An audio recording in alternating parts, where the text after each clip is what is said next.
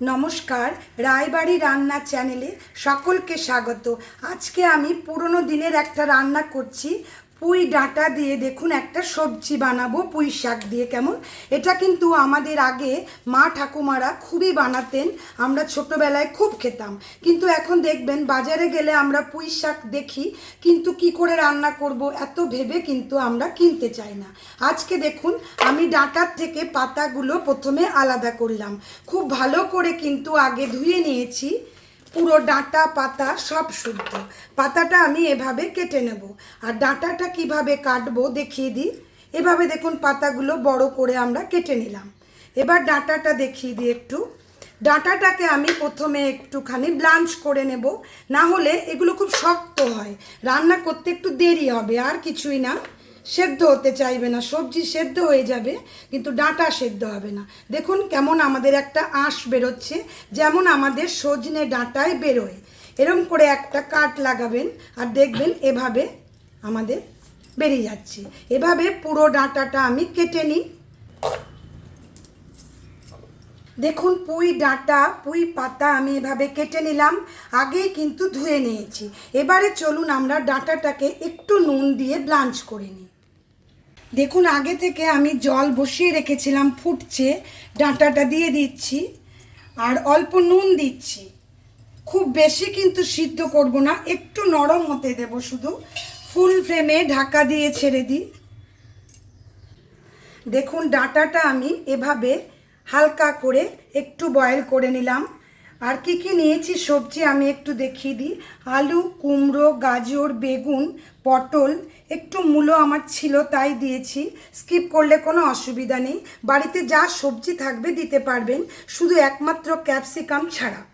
আর একটু আদা রসুন বেটে নিয়েছি, কাঁচা লঙ্কা এটাকে আমি ফেলে দিয়েছি। চলুন এবারে তাহলে আমরা আজকের রেসিপিটা বসাই। আজকে রেসিপিটা আমি পুরনো দিনের রান্না করছি, সেজন্যই সর্ষের তেল দিচ্ছি। তেলটা আমার খুব ভালো করে গরম হয়ে যাক। দুটো তেজপাতা, দুটো শুকনো লঙ্কা দিয়ে দিচ্ছি। এখানে 5 ফোড়ন দেব, ছোট চামচ দিয়ে 1 চামচ ধরুন দিলাম। ফোড়নটা ভালো করে পোড়া হয়ে যাক। এবারে সবজিগুলো আস্তে আস্তে ছেড়ে দিচ্ছি।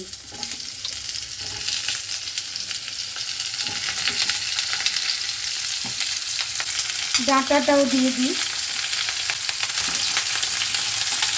ভালো করে নেড়ে মিলিয়ে দিই।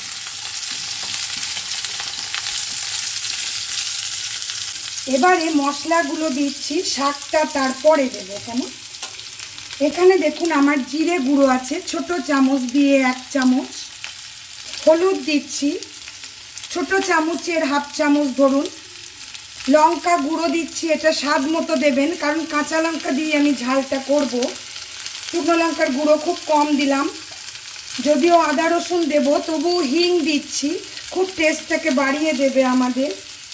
নুনটা স্বাদ মতো দেবেন। কেমন, এবারে আবার ভালো করে নেড়ে দিই।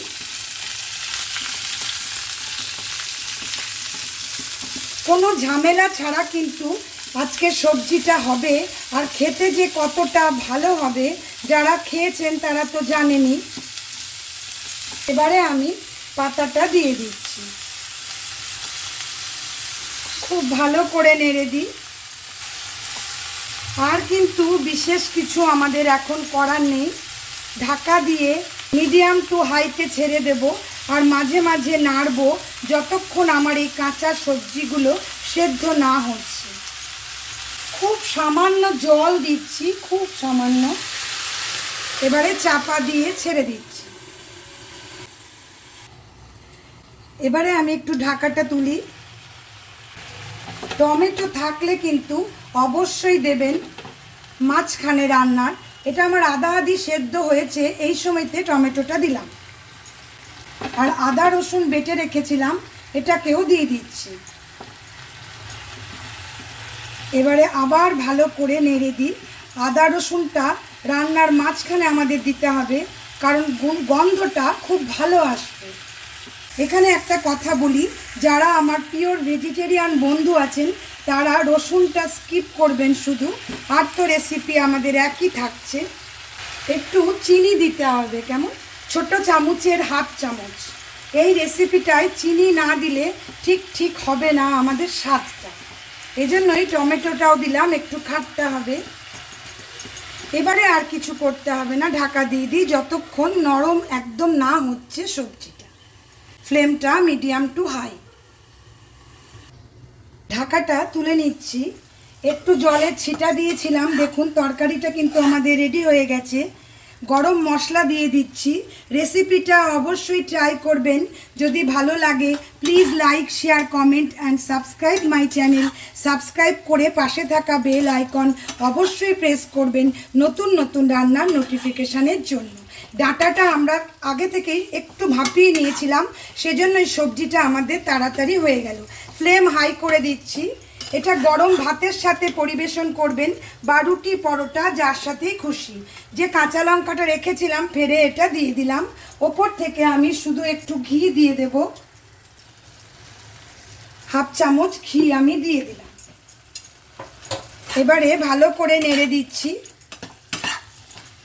পুঁই ডাঁটার তরকারি খুব পুরনো দিনের রান্না, অবশ্যই একদিন ট্রাই করুন। গরম ভাত বা রুটি বানিয়ে এনজয় করুন। আজ আমি এই পর্যন্তই, ধন্যবাদ।